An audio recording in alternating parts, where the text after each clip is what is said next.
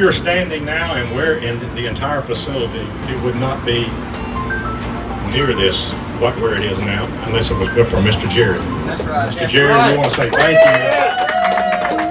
Your vision continues to give for the entire Alabama Gulf Coast, so we are appreciative of you and we love you. Thank you. Thank you. All right, this is my wife, Miss Yo, and she's going to give you some of that history.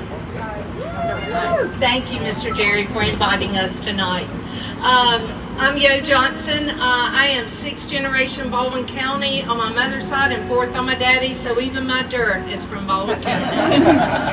Okay, the Romar house was built on homestead property in 1924 by Spurgeon Roach from Mobile, Alabama. Mr. Roach built the first cross-island connector to get building materials to this site.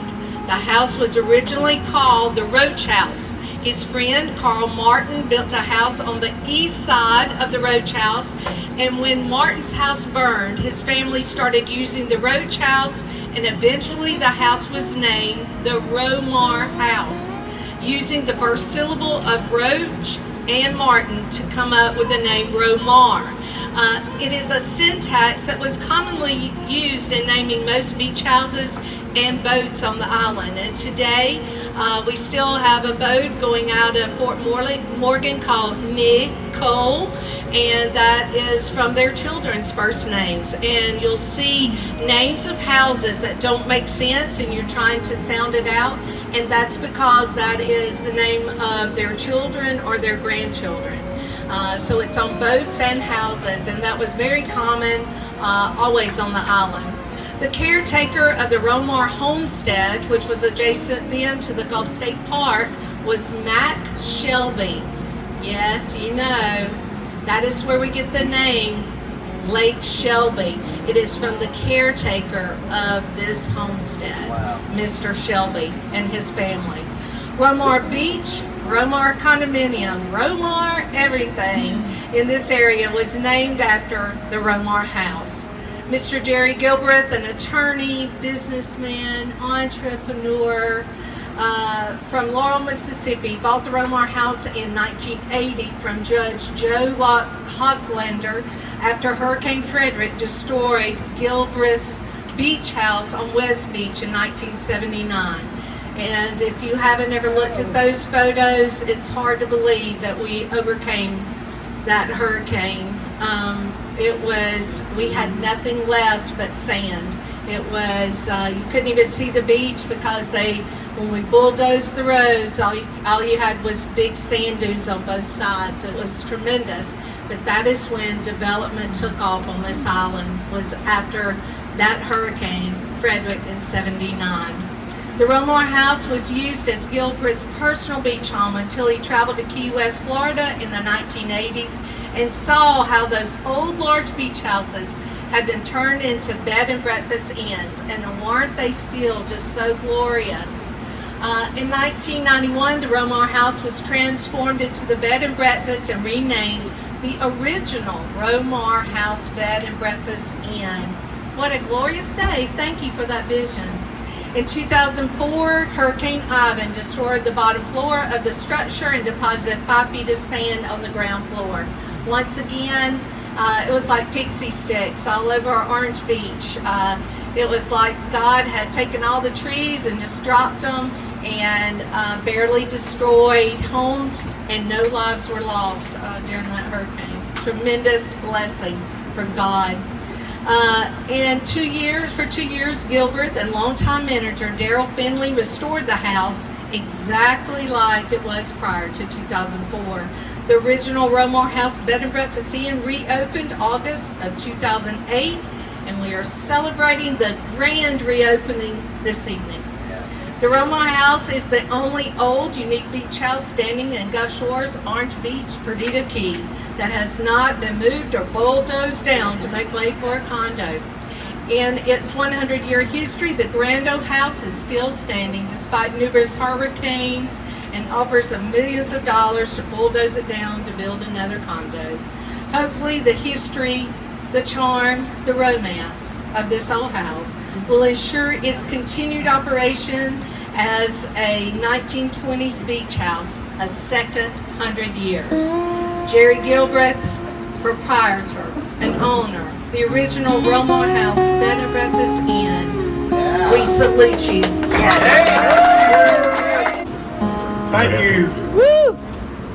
I appreciate everybody coming out tonight. This is a really treat for me.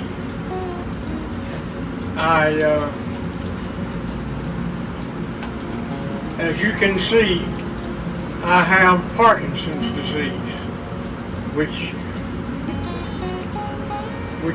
does not slow me down, but a little. And I want to say thank you again for everybody coming out.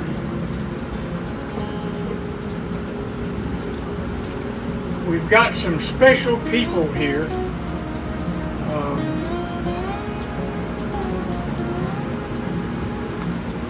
Can you turn that so I can read it? Jackie Bozeman was the first manager. And I don't know, does anybody know anything about Miss Bozeman? I think she's passed. But, and Burke and Roxanne Chance was my second manager. And of course, Burke is passed now. Beverly Beer and Rex Gibson was my third manager. And the fourth manager was Darrell Finley. Greg and Deborah Collard was my fifth managers. And Chris and Mary Lynn Miskiel. Mary Lynn is here. Mary Lynn. And then Lilia Beard, no ball. Lilia, we owe her a lot of appreciation for everything that she does. And I appreciate it. And but anyway, thank y'all for coming. Yeah, you must be a hard man to work for, all these managers.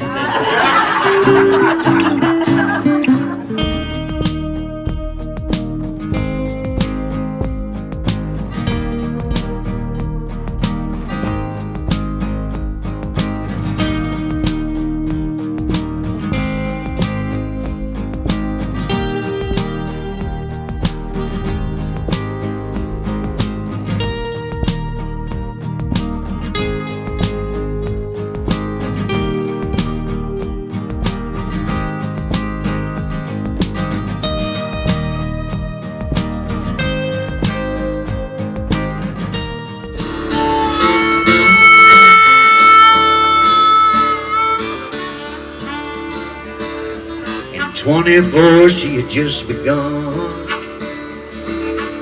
a romantic dream in an orange beach sun. Foundations built on shifting dunes, seashells, driftwood, and sawgrass blooms. Oh,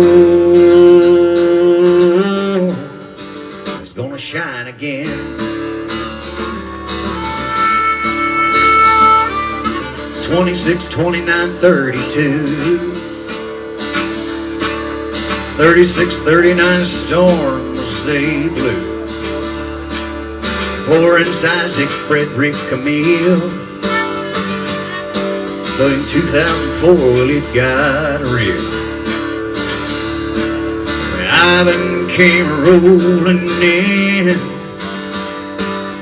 oh, gonna shine again.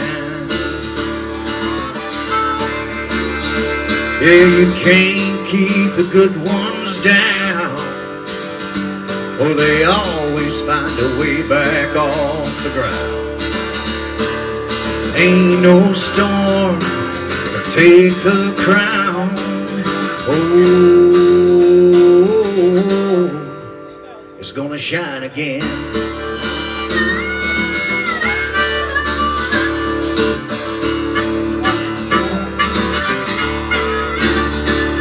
Some people said just let it go, but he could see the diamond in the sand,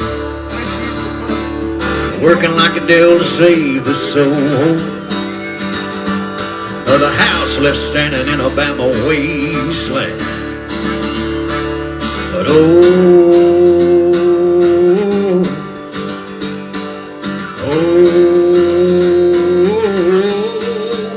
it's gonna shine again.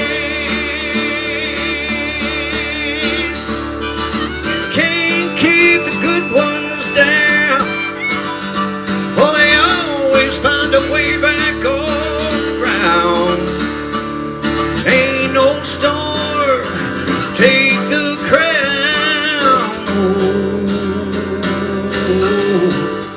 It's gonna shine again.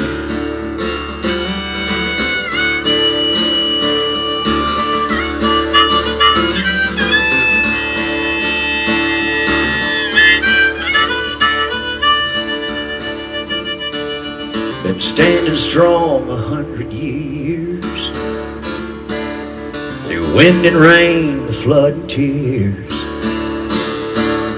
They say the spirits roam these halls, but I guess they're holding up these walls.